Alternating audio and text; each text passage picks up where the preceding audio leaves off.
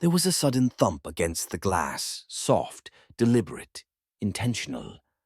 I froze, unable to breathe, my heart hammering beneath my ribs like a war drum. I tilted one blind just enough to peer out, and that's when I saw him. The man from 3 doors down. He was standing barely a foot from the sliding door, eyes locked onto mine as if he'd known I would be there. His mouth was hanging slightly open, and his hands were limp at his sides, fingers twitching lightly like a spider preparing to lunge. But what made my skin ice over was his expression. Blank, slack-jawed, and totally devoid of recognition, like he was sleepwalking. Or worse, puppeted. I stumbled back from the window, trying to be silent, trying not to scream. I could hear his shallow breathing fogging up the glass, steady and rhythmic like something mechanical.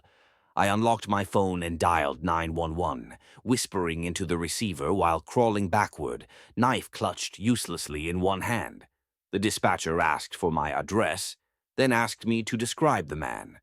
But as I turned to glance at the glass again, he was gone.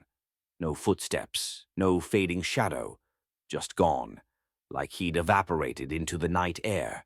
The cops came 2 minutes later, patted down the yard, pointed out that there were no footprints in the gravel. They told me I must have been dreaming. I considered moving after that, but I convinced myself it was stress, exhaustion, the isolation catching up with me. I installed a sliding door bar lock, kept the windows bolted, left lights on at night, and told myself it wouldn't happen again. For a while, it didn't. A month went by. Then 2.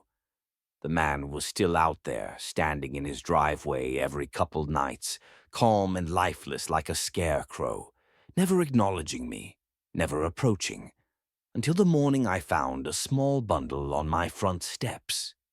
It was wrapped in black plastic, tied with twine. I hesitated before picking it up, already feeling a deep, abysmal dread before I unwrapped it.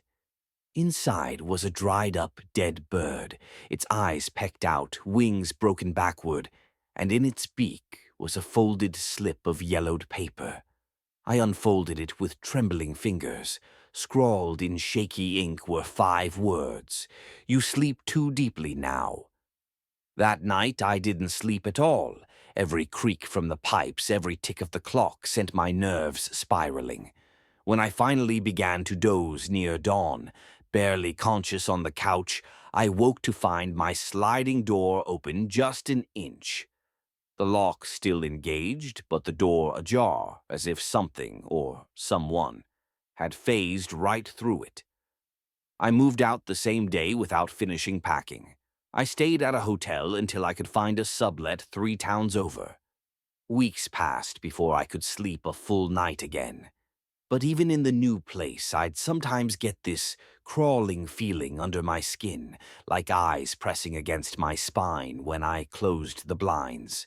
Then, last week, I checked the peephole before heading out for groceries.